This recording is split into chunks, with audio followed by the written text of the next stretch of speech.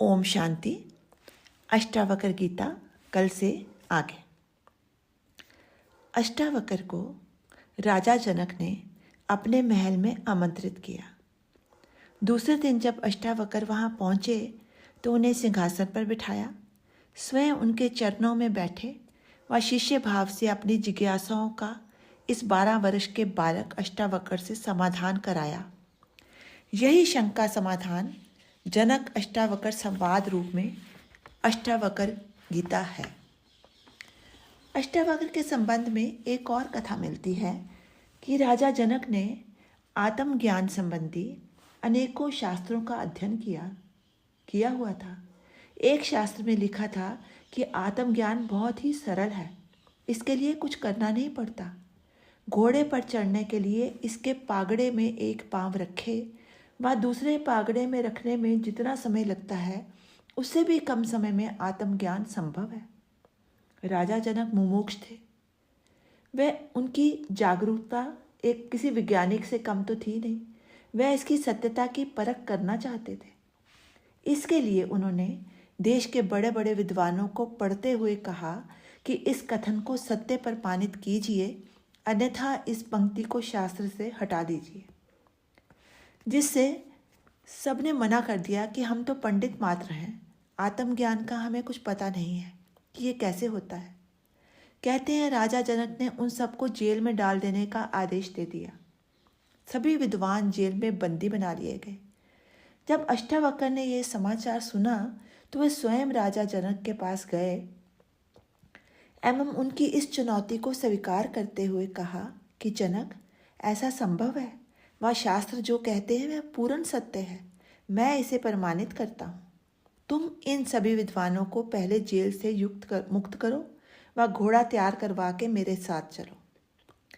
अष्टावक्र राजा जनक को लेकर शहर से दूर एकांत स्थान में गए, जहाँ घोड़ा रोककर जनक से अपना एक पांव घोड़े के एक पागड़े में रखने को कहा। राजा जनक ने जब अपना एक पांव पागड़े में रख दिया तब अष्टावक्र ने उनसे पूछा, अब बताओ तूने शास्त्रों में क्या पढ़ा? राजा जनक ने वही बात फिर दोहराई।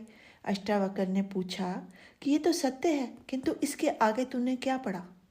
जनक ने कहा, इसके लिए पात्रता होनी चाहिए।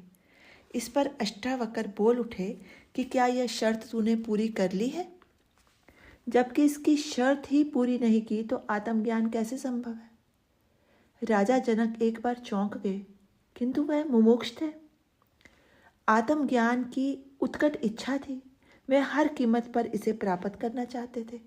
वे केवल मानना ही नहीं, जानना भी चाहते थे।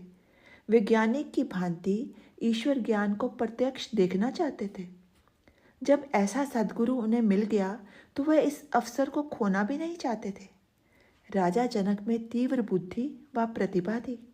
उच्च बोध या रहस्य को समझने की क्षमता भी थी और इससे भी उच्च कोटि की थी उनकी मुमुक्षा। शास्त्रों के ज्ञाता होने के कारण वह जानते थे कि पात्रता के लिए आवश्यक है अहंकार से मुक्ति, पूर्ण समर्पण, शरीर व मन के भावों से मुक्ति, शास्त्र व ज्ञान से मुक्ति, सभी प्रकार के बाहरी उपादानों से अपने को मुक्त कर देना ही उसकी पात्रता है। इन सब का कारण अहंकार है, जिसके छूटते ही व्यक्ति का आत्मा से उसी क्षण संपर्क हो जाता है। थोड़ी भी देर नहीं होती, सारी देरी लगती है तो इन सब के प्रति अपनी धारणा, अपनी दृष्टि बदलने में। यदि दृष्टि बदल गई तो सब कुछ बदल जाता है। ये दृष्टि परिवर्तन बोध से ही संभव है, किंतु बोध ना होने पर साधना आवश्यक होती है, जिससे बोध हो जाए। राजा जनक ने अष्टावक्र के सामने उसी समय समर्पण कर दिया व कहा कि ये शरीर, मन, बुद्धि, अहंकार सब कुछ मैं आपको समर्पित करता हूँ। आप इसका जैसा चाहे उपयोग करें। समर्पण भाव आते ही अहंकार खो गया। जनक पिघल गए, शून्य हो गए। स्थूल से संबंध छूट गया, सूक्ष्म में प्रवेश कर गए। अष्टावक्र में पात्रता देखकर अपना संपूर्ण ज्ञान पात्र में उड़ेल लिया। पात्र खाली था, वह भर गया। पहले भरा था, इसलिए उसमें भरने की गुंजाइश ही नहीं थी। जो संसार से भरा है, अहंकार वासना से भरा है, वह आत्म ज्ञान से रीता ही रह जाता है, आत्मज्ञान से वंचित ही रह जाता है। किंतु जो संसार से रीता हो गया, शून्य हो गया, वही भर जाता है। गड्ढे भर जाते हैं, शिखर सूख जाते हैं। यही आध्यात्मिक उपलब्धि का रहस्य है। इस रिक्तता की स्थिति में अष्टावक्र ने जनक के अंतःकरण को छू लिया। वह जनक को घोड़े के दूसरे पागड़े में पांव रखने के पूर्व ही आत्मबोध हो गया। घटना एक क्षण में घट गई। वे उसी समय ध्यानस्थ होकर समाधि में पहुंच गए। घोड़े के दूसरे पागड़े पर पैर रखने की भी सुध ना रही। अष्टावक्र पास ही बैठ गए। इस प्रकार 3 दिन व्यतीत हो गए। राज्य में हो हल्ला मच गया। राज्य में अव्यवस्था होती देख कुछ मंत्रीगण राजा को ढूंढने निकले तो देखा जंगल में राजा घोड़े के एक पागड़े पर पांव दिए खड़े हैं। वह अष्टावक्र समीप ही बैठे हैं। दोनों मौन व शांत हैं। एक मंत्री ने राजा से कहा, महाराज 3 दिन हो गए हैं, राज्य कार्य में अव्यवस्था हो रही है, अब आप पुनः राजधानी चलिए। इस पर जनक ने कहा, अब कौन चले? ना ये शरीर मेरा है, ना ये मन मेरा है, ये तो गुरु को समर्पित कर चुका हूँ। अब जैसा गुरु का आदेश होगा वैसा ही करूँगा।